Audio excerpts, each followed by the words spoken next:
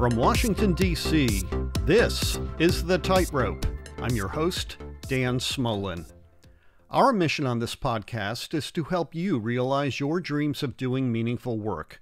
Here you'll meet and be inspired by amazing people who overcame great odds. You'll discover what sparked them, how they explored work opportunities, the strategies that they employed to ensure career success, and the actions that they boldly took to make it all happen. You'll also meet esteemed and nationally recognized thought leaders who are helping people like you to develop work skill, experience, and leadership, and seize opportunity from a changing world so that your beautiful work dreams turn into reality. Together, let's turn work meaningful, for meaningful work is the future of work.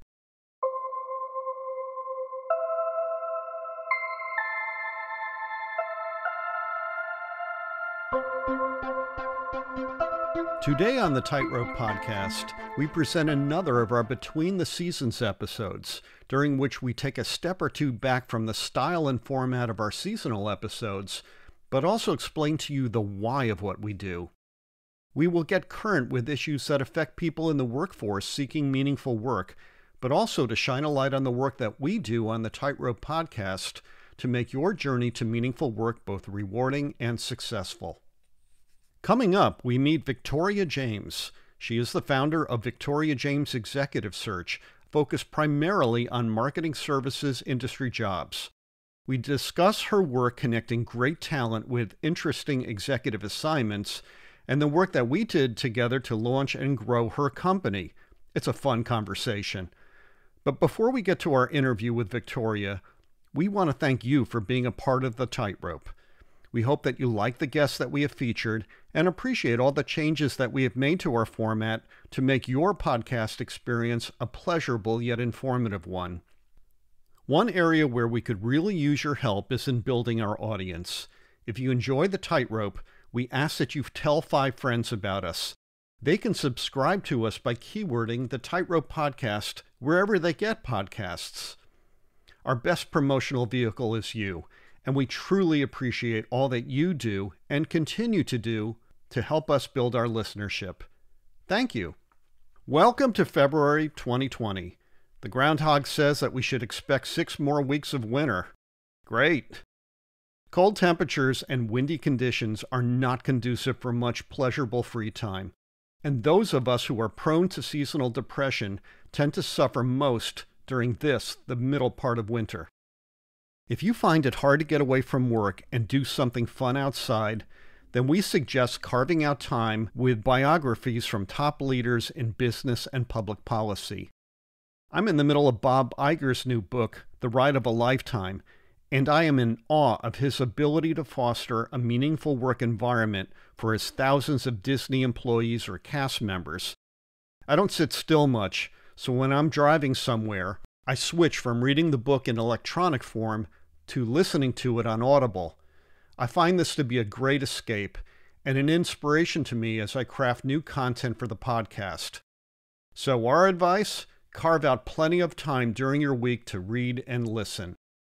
Our challenge on the Tightrope Podcast is to help people find and do meaningful work, but we also hope to poke the bear to get thought leaders in business, academia, and public service to rethink the role of work in society so that people doing it are productive, earn a good living, and most of all, live their dreams. So thank you for walking the tightrope with us in 2020 and in the years to follow. Please let us know what you think of our podcast, offer up some great story ideas and potential guests, or just reach out to say hello. Send us a tweet to @Dan Smolen, or pop us an email at info@dansmolen.com. We look forward to hearing from you. Here now, our conversation with Victoria James of Victoria James Executive Search. We spoke to her in January 2020 by phone from her offices in South Kent, Connecticut. So Victoria James, welcome to the Tightrope. Well, thank you, Dan Smolen. So before we get into the business that you have and the work that you do, I want you to take me back in time to when you were a little kid growing up in New Jersey. What did young Victoria dream about being when she was all grown up? I went to an art and music high school. It was actually the first of its kind, not the one in New York, but the one in Newark, New Jersey. And what I wanted to be was a fashion designer artist. And so that's what I dreamt of. But along that continuum, as I grew, is like the Jaguar that I saw on the street one day. I said, oh, I'm going to have one of those. And those kinds of things popped up along the way as well. And travel was always something that was the dreamy part of, okay, I'm going to go to Egypt, and I'm going to see all these great, monoliths and experience the cultures and stuff like that. But underscoring all of this was the interest in design and art. Well, that's very interesting. And you've had a few Jaguars. I did. I drove a Jaguar for over 20 years. And then when we moved to a different place in Connecticut, and with lots of hills and snow and stuff like that, the Jaguar couldn't handle the roads and the streets and the snow, so I had to change to a four-wheel SUV.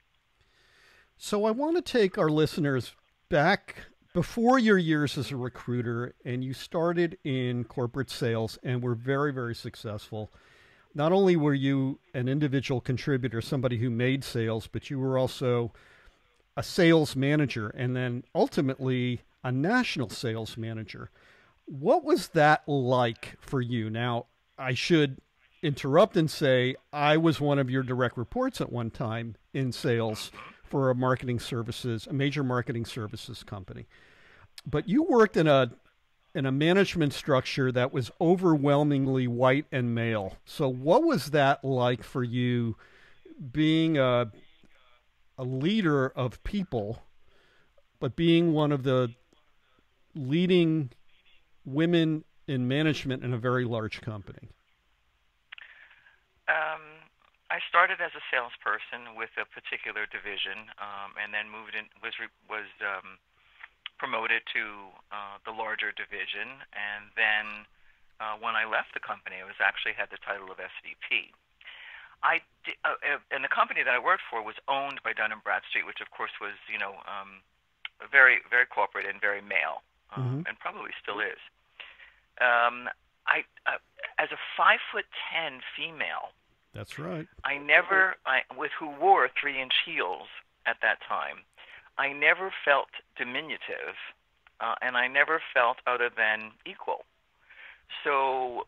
And I think that came across, and sometimes it may have even come across as rather difficult or, stoic or some other adjective that I can't think of.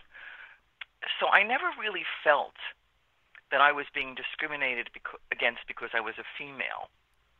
I was acutely aware, and am acutely aware now, of the differences and the perceptions that people have of males and females and all different, age groups, etc. So I was very fortunate in that respect. There was, however, a female that preceded me, who I think laid some of the ground, and she was kind of like a Mensa, incredibly intelligent, analytic, math kind of person who was quite attractive as well, and could present better than any male in that organization. And so she, I think, paved a bit of the way for me. So the people that I was working with were good, but when the company was up for sale and there was a whole other cast of players, my insulation or ability to maneuver and succeed diminished greatly. So it really depends upon the individual as well as the people that they have to interact with. And sometimes that interaction, you meet up with someone where you just don't hit it off, no matter what you do and how good you are. And that's a signal for most people to start thinking about another environment. Right. And you and I were both what you used to call corporate escapees. That was a very corporate environment. You escaped it. I escaped it and was doing an entrepreneurial thing to start a company, which produced a patent, but not a lot of revenue. And as time went on, I for whatever reason, I picked up the phone and called you. I was in Connecticut visiting family. And you said, "Where are you?" And I told you I was in Norwalk. And you said, 2 towns away. Come down to Stamford. I need to see you immediately. I didn't know what was going on. What I would soon find out is that you had started a recruitment company, and it was an amazing amount of work, and you needed me to come on board and help you grow it. So how did you get into executive recruiting from being in corporate sales?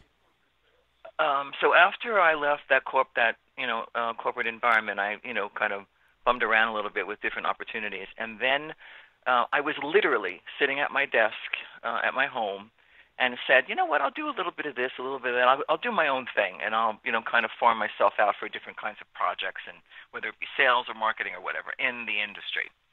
And I get a call from a recruiter whose first name is Lee, and I can't remember his last name. I think it was Silver, at the moment. right? And he said, Lee Silver. Lee Silver, right, Lee Silver.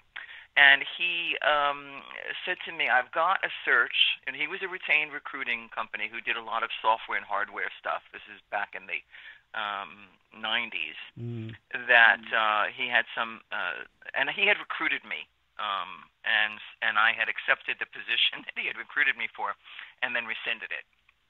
But I did make good on that. I found him my successor, and so he ended up closing the deal and making his fee. So he said, I've got 2 direct marketing kind of background searches. They're senior level, and I need some help because talking about his assistant or his other recruiter, ran off to Hawaii and was living happily ever after with her new husband.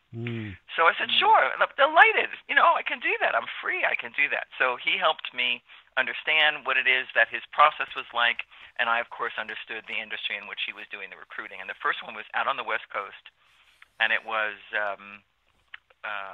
actually it was in the Colorado area, and it was for a senior level salesperson. And so that's how I got into it, and I did a couple of searches with him. And after he said to me, "Join me," and I didn't have to go to Massachusetts, which is where he was located. He said, "You work from home," and I said, "Lee, I don't know the software and hardware industry," and that was in the traditional sense, not the way that we know it now. I said, "But I do know my industry, so I'm going to roll the dice on myself and see whether or not I can make a business in my industry." So I picked up the phone and I called 2 people who were in charge of businesses. And I said, "So I'm doing this, will you recruit with me?" And they said, "Absolutely." So that's how it started. And then it just, grew from there. It was also the time of the dot-com bubble. So there was lots of activity, and people were just on the hunt for talent. So the timing was right as well at that particular juncture in my career. So I came on board, this is 1998, and I came on board the end of the summer, beginning of the fall. And I said to you, I've never done anything like this. And you said, neither have I. Right. With that. But we're smart. We could figure it out. We did. And yeah. I was asking around, how long does it take to make a search? And I'm hearing 120 days, 150 days. I made my first search, I think, in 78 days. And wow, that was pretty empowering. And we were off to the races. And what a heck of a lot of fun that was. It was. And talk about what I was told by a recruiter that I had worked with in corporate, who said the average search will be 90 days, 3 months. And she gave me a whole bunch of stats about her business, and I was able to use those as yardsticks. Son of a gun! If the very first person that I placed was in 90 days to the exact moment, she had to give notice and stuff like that, and it was on my birthday that she started. Yeah, it was really, really cool. You've interviewed thousands of people over the years, right? For open client jobs. God. Thousands. Probably, yeah.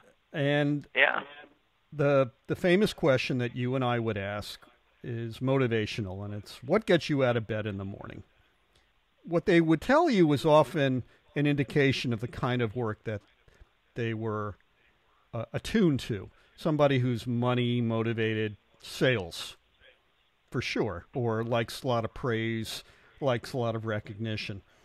You work with a lot of salespeople and a lot of senior executives, but even with them, have you seen any change over the years in what gets people out of bed in the morning? I don't know that I've ever used that question. It sounds more like something that you would be comfortable with. I'm You were a much more intense recruiter in terms of the kinds of questions that you ask. I think I was a bit more superficial or functional. I call it functional rather than superficial. Okay. So I'm going to turn that question around and say to you, I ask hiring managers, what is it? What's the talent set? Not what the job description says, but what's the talent set that you're looking for in a candidate, especially when it comes to sales. And it was always that money, and it was always, are they curious? Are they self-starters? Yeah. Are they hunters? Like they would ask me those kinds of questions, or they not asking questions, but they would say those are the kinds of talents that we were looking for. That continues to be the same. Right. If when I ask a salesperson, what are your 3 drivers? If in the first 2 money isn't a response, I don't have a hunter. Right. You have a farmer or something else. Yeah. Yep. So did that answer your question? Yeah, I suppose it does. I've noticed, and so I got out of recruiting. You're still doing it. I had a 20-year career arc in it. I ended in 2018. What I noticed from my own candidates was a variation in their motivations. Yeah, the money was important, but there was something else tugging at them. And it might have been the kind of company that they wanted to work for. I was noticing this also with younger candidates, especially millennials, who were like, Dan, I don't want to work for the contaminated pork company. That's a flip answer that I once got. And I kind of knew what that meant. This particular person had worked in what she called the sin space, tobacco and alcohol. And she had young children, and she said, I got to look at them at the end of the day. I want to be in work where I feel really good about the company's mission. Are you hearing anything like that from your candidates? The millennials, yes, will be. Well, I don't want to travel. I don't, carbon footprint and stuff like that. But I can't say that I don't do a lot of millennial level stuff because that's more junior people. And I can't say that the more senior people across the board are more sensitive to those issues. Occasionally, I'll get a one-off, who is really into it and stuff like that. But across the board, I'm not picking that up, Dan. Okay. And that may be a function of the spaces that you worked in. Yeah. My spaces were green and clean at the end, and maybe that attracted a different type of motivation. Definitely. So the recruiting business as we know it is prone to craziness. Crazy candidates, crazy hiring managers, and crazy circumstances. If you could think of one search or one situation that was outrageously funny that you love to talk about, what would it be? Oh, gee. Outrageously funny. I can't think of anything funny. We've had some, like, hey, VP, this company does drug testing. Oh, yeah. Well, there you go. And then, she didn't pass this drug test and was, like, just totally upset with us. Wow. And we said to her, but you knew, and so the company actually rescinded the offer as well. So I can't think of anything funny. I used to send out I had this list of 20 different things that from one of the recruiting sites, or maybe Ladders or LinkedIn or something like that. They were all funny responses, like being in an interview and the guy he's sitting across from the hiring manager and the phone rings and he says, "Oh, I got to go. It's another interview." Like different funnies like that, which were supposedly based on true stuff. But I don't.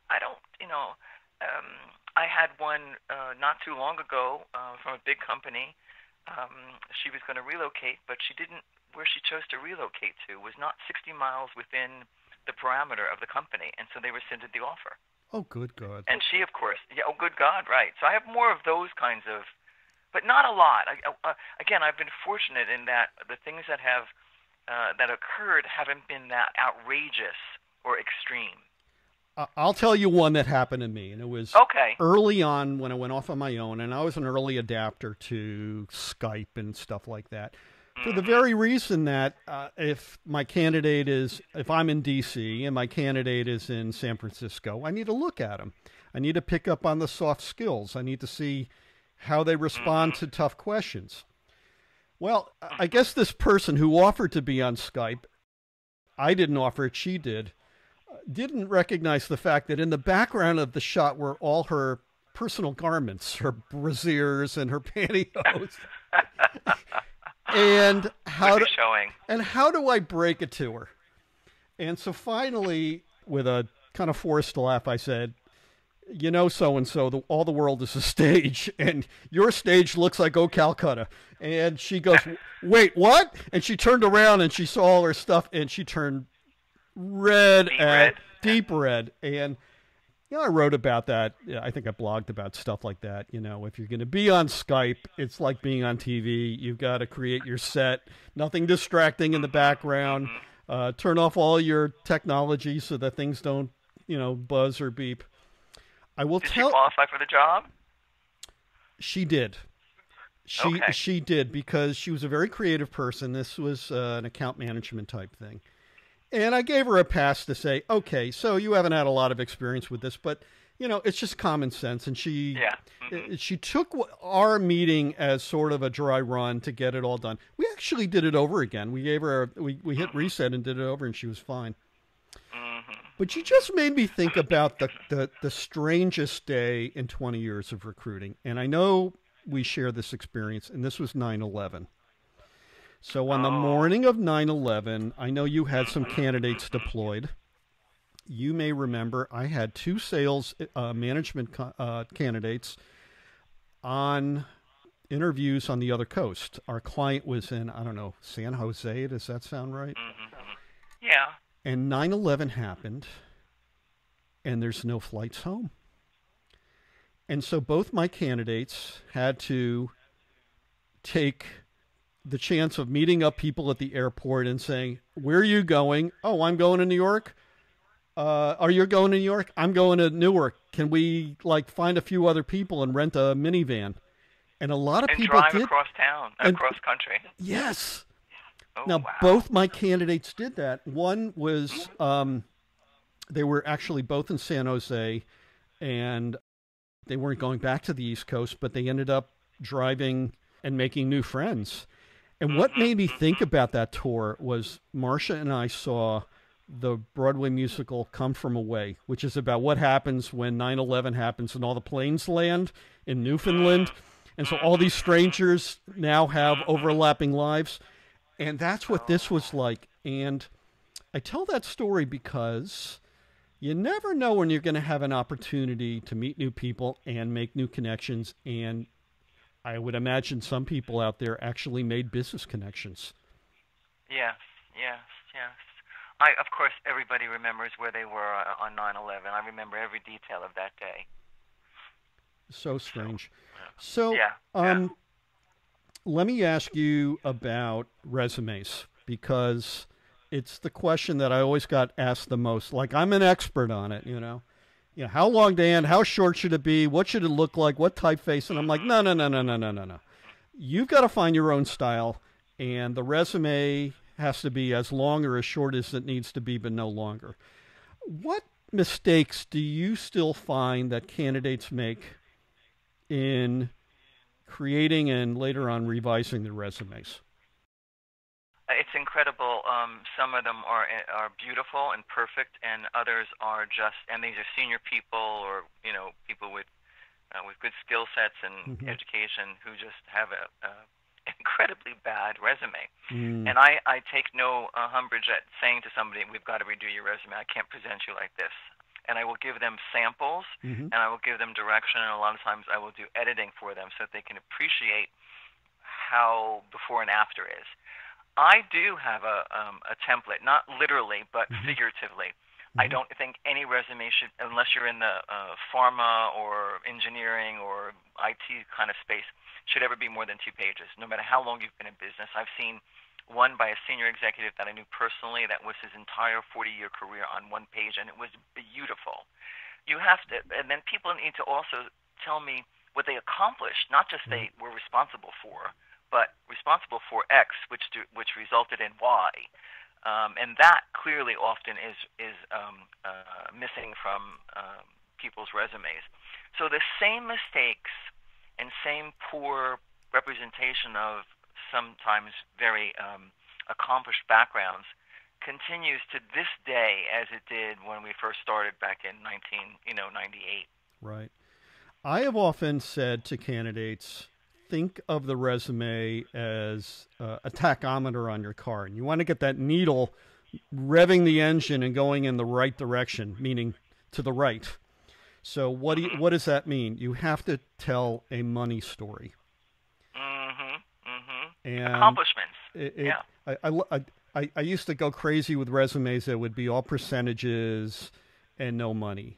And I think if in this day and age, if you're going for a corporate job, you have to tell a money story. How much you sold, contributed, how much you contributed, how much you saved, how much of a delta increase over last year's revenue you achieved, and so forth. And it would surprise me, even to the last months of my recruiting, how much I would have to pull back people, especially, as you said, more seasoned candidates who I think did a brick and mortar job on the resume, just slopped on more information and didn't really do the storytelling very well. And the other indication, Dan, when working with someone who you are trying to assist, because either like you want to help them even if you don't have a job for them for whatever reason, or you want to help them because you have the perfect job for them if they could present themselves well on paper for you to get them the interview, the face-to-face. If they cannot make the step up with direction and samples and stuff like that, or say that they're going to provide it to you in 24 hours and you don't get it for a week, that person falls right off of my my agenda for a person who is alert and respectful and appreciates the fact that I'm trying to give them something to help them. I'm not just being annoying, and that happens. I'm going to say out of every 3 or 4, one of them will drop out on me. That just doesn't produce. Just as well though, because that means that. If they can't mount to that, I don't know how they mount to a real job. Well, you and I would create a pipeline or a process that would effect that, where the weaker candidates would show themselves to be problematic, and the stronger ones would prove themselves up to the task. I thought about this one candidate that I placed when I was with you, who was with one of our list brokerage clients, and I think he was in charge of co-op. And this guy kept getting told no by our client, and I was frustrated. Why do they keep getting, what don't you like about so-and-so?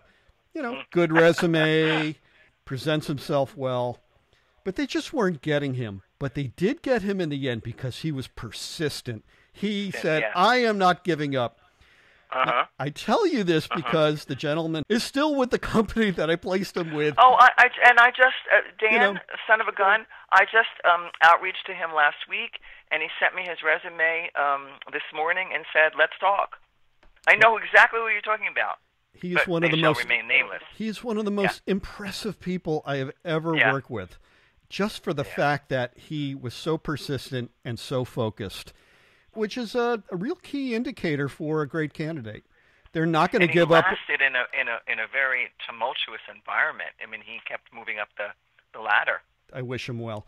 I want to ask you about what you think the future of this business is. When you and I started, the most technology that we had was a database and a computer. We all had standalone computers, and we dialed into our database. We didn't have LinkedIn. We had a lot of paper and a lot of resumes. I used to go through so much paper. You don't really need to have a lot of technology now. I don't know the state of how you database your candidates, but how is LinkedIn, how is all these various things out there changed the business that you're in, and has it improved it in any way? The costs have gone up to be part of all of that network of information. Right. I can't say we used to get on the phone and call people. Oh, yeah. At their offices, and we would leave messages and stuff like that. That doesn't happen anymore. That's right. People are emailing and texting each other. And so, actually, because I have a couple of difficult searches lately, and I got to go back to the old team of people that I know. Mm-hmm. I've been calling people that are in my database that we've helped or done things with, to actually pick at their Rolodex, like, help me with this. Right. You can't do that. You can do that verbally. I can do that in a minute. But if I'm going to do this by text or by email, it's going to take days. And it's not going to be as nice. I've had, in the last couple of days, I've probably had 5 conversations with people I haven't spoken to in 20 years.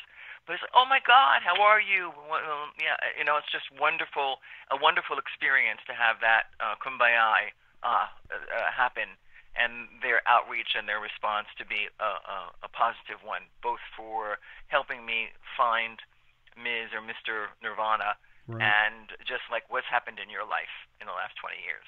All happening in a half an hour's time, because we're all, struggling with time. So it hasn't really helped. I mean, it has and it hasn't. So you work virtual. You live in a beautiful part Yeah. of Connecticut, absolutely gorgeous part of Connecticut, and you don't have a storefront, and you communicate with people by Skype or Zoom or over the phone or in text messages or smoke signals or whatever it might be. Right. How do you like that lifestyle, and how do you make it work?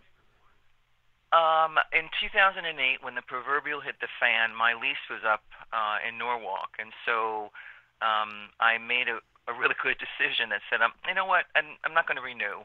Right. And so everybody who was with me at that time took a desk and a phone and a PC, and we went virtual. And half of the people said, I don't like this, and half of the people said, this is great, no problem. I didn't have any problem with it, because the commute for me was, even though I owned the company, was still kind of, too long and Right. took up too much time. Right. Eventually, everybody who did end up working virtual was happy, because they did spend time or save time and not having to commute, and could be at their desk at 7 o'clock in their pajamas, and nobody would be the wiser. So that has worked out well. I do not have a problem with working from home. I'm very functional. I have my office is pretty spacious. I have great space. I have a couch to lie down on. I have paper folders as well as all the folders that are, electronic. So I don't have an issue with it. And I think that, and I just wrote a blog, actually, Dan, and I think it hit Facebook and a couple of other places today. It was a blog about working from home, working virtual, that I wrote a little while ago. And then some new information came by that was, graphs and charts and data. And so we updated that particular blog with some of this information. It's a growing desire of candidates, certainly those that have been around for a while. Sure. And it's more functional, again, because of that time savings. Why should we spend time, in traffic and, stuff like that, when we could be functionally working either with our family or with candidates or with,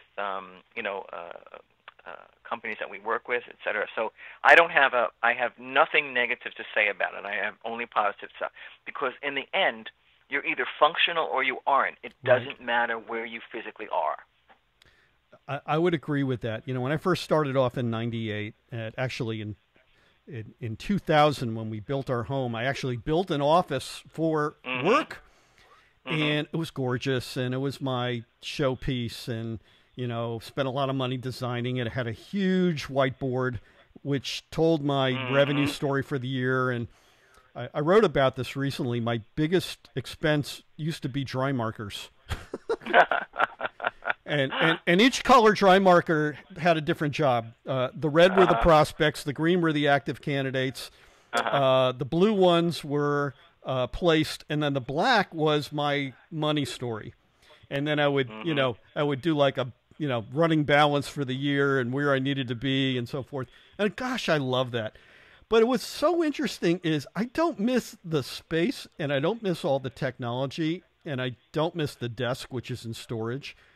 I do everything on a MacBook Pro, And in the last 4 years of recruiting, and I still do this to my day, I take my office wherever I need to go. I take my coffee cup, and Marcia and I live in in what's called an experiential community, and we walk over to the clubhouse, and it's really wonderful working space, and it's got Wi-Fi, and I can do anything I need to wherever I need to go. I don't have to be chained to a desk. That's the part that I like the most. It's not so much being virtual, it's being mobile. Maybe you want to be outside. I've worked outside so many times, and I find my health is better, get out of a closed environment, get in fresh air. And so that's what I find has changed for a lot of recruiters I talk to, but especially for me. I'm a little finicky when it comes. I have to work in my space. Yeah. I'm not that mobile. Although certainly my husband is very much so. Friends are very much like they have their laptop or whatever with them, and they function doing whatever it is that they do from that 12 by 12 space, electronic space, right. and they're very happy doing it that way. So when you get away from recruiting, because you have to, you're working at it 8 to 10, maybe 12 hours a day. Yeah. It's a grind. What do you like doing that makes you blissful? Tim and I do ballroom dancing. My husband and I, and we love it. We both love to dance, and we're pretty good. We're thinking of going to Buenos Aires so that we can do the tango some more. Oh, excellent. With at the Malagas and stuff like that. So that's a big thing for both of us. It's something physical because we're both pretty physical people. My husband more so than me, and we really enjoy it. And actually, I've seen you. You walk backwards in stiletto heels very nicely. So that's one of the things, and I would say probably travel as well, because travel can be very physical. Biking through Amsterdam, or walking the streets of an international city, or going to museums and stuff like that. But anything physical. Also, just bicycling. I'm about to, because Tim does, the 7,500 mile kind of things they do in the summer up here for different charities, and the kidney thing in New York. So I'm not as proficient, or I'm not as good at that. So we've decided that what I could use is a powered bike, and that would get me a little bit closer. Yeah, exactly. So that's on the agenda for the summer. So you mentioned a very happy memory from 2019 for me, and that was biking in Amsterdam. It was like a religious experience. I can't describe it. I likened it to being a bee in a beehive, and everybody knew where to go. I loved it. And nobody bumped into each other. No, but you know what? The embarrassing thing. So I'm in my late 50s, and I wasn't in the best of shape for that trip. And I get on a bike, and I can't keep up with the 80-year-old tour guide, and that was embarrassing. And now you got to remember, they all bike.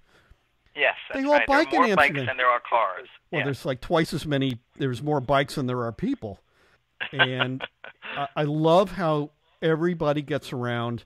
I have a picture that I have up on my website where a queue of 40 people lined up at the red light ready to go.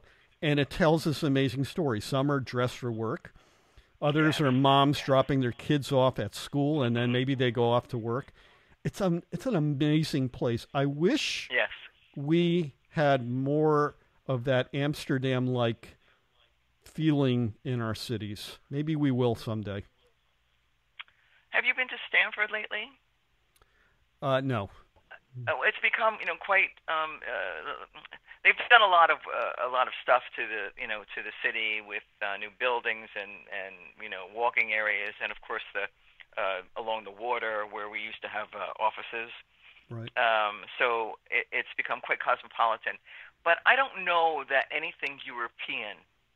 I mean, there's just a different vibe. There's a different pace, just everything about our cities versus European cities, and how they live and get around and stuff like that.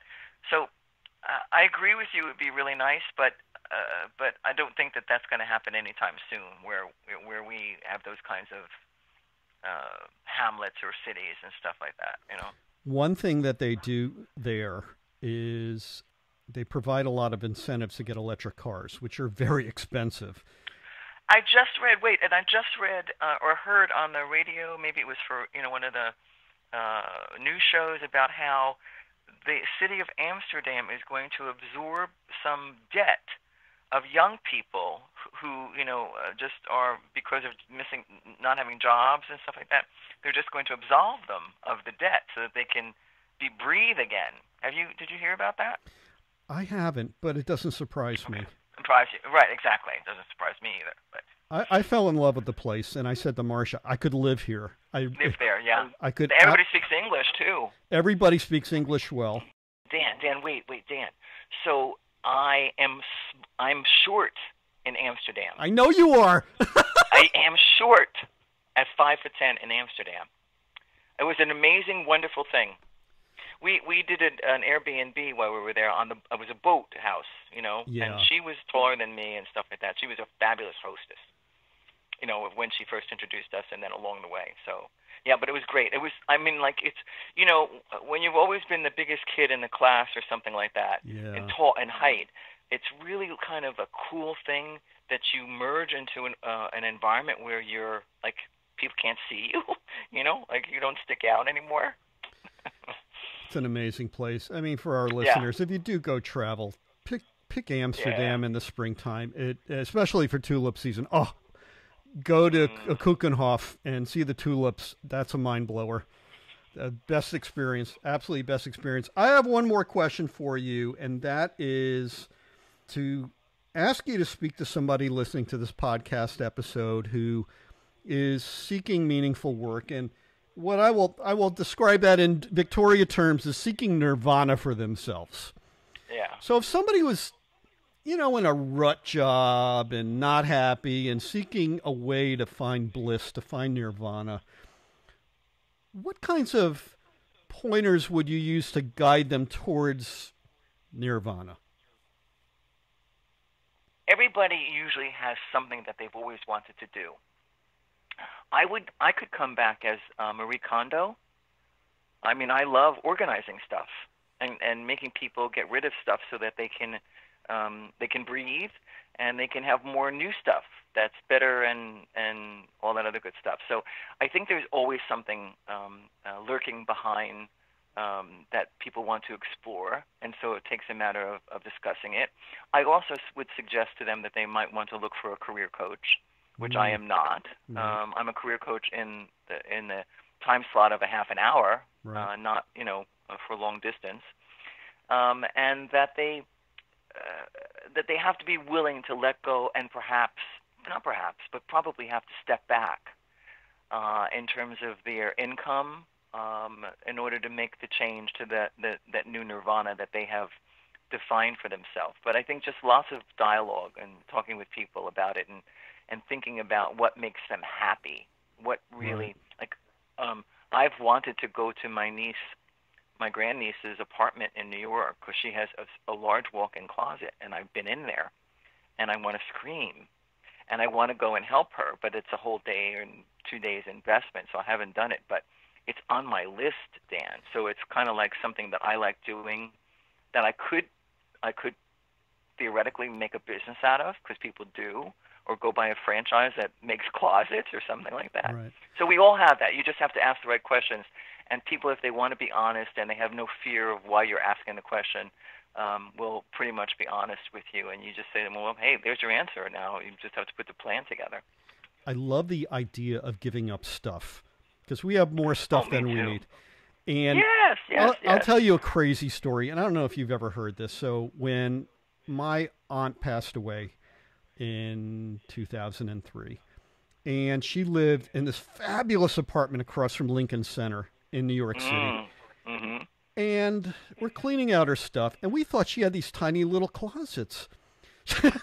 No, she had so much stuff we never got to the back closet.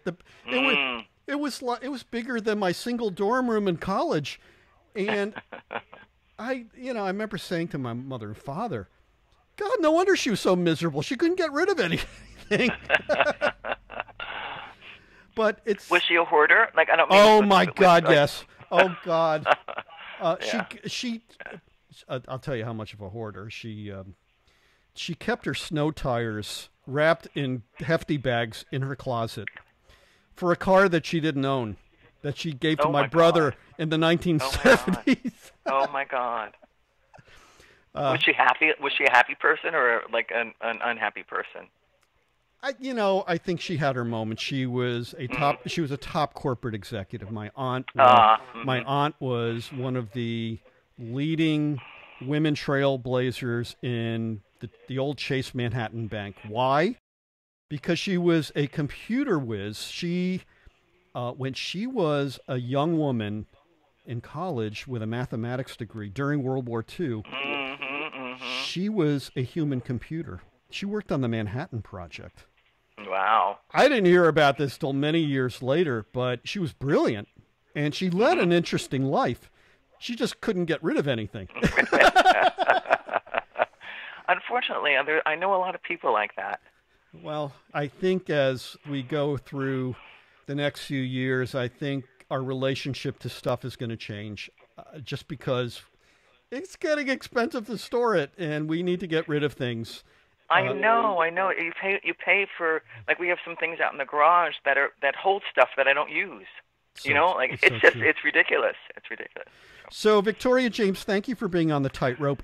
If we wanted to point our listeners to your social media, where would they find you? Facebook, LinkedIn, and Instagram. But we could find you at victoriajames.com, and that would be a great Yes, starting of course, yes. And by the way, we're going to include in our show notes that article that you wrote so that our listeners turned viewers can learn more about it. Thank you so much for being on. Well, you're very welcome, Dan Smolen. It was my pleasure.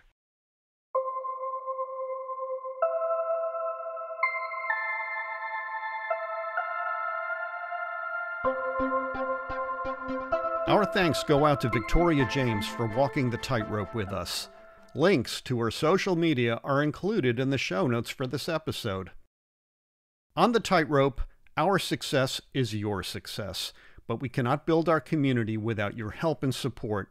So if you haven't done so already, please join the Dan Smolen Experience to get our newsletter offering information, tips, and hacks to help you to succeed in doing meaningful work.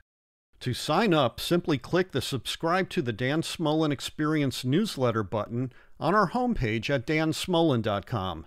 Fill out the short form, then click the subscribe button at the bottom of the page, and you'll be on your way. Also, become a regular listener of the Tightrope with Dan Smolen podcast. You can easily find current and past episodes by keywording the Tightrope Podcast wherever you choose to listen. And please show your support on Facebook, Instagram, LinkedIn, and Twitter. You can locate our social media buttons at the upper right corner of our web pages at dansmolen.com. From Washington, D.C., this is The Tightrope. I'm your host, Dan Smolen. And do remember this, our best days lie ahead. Have a great and successful week, everyone.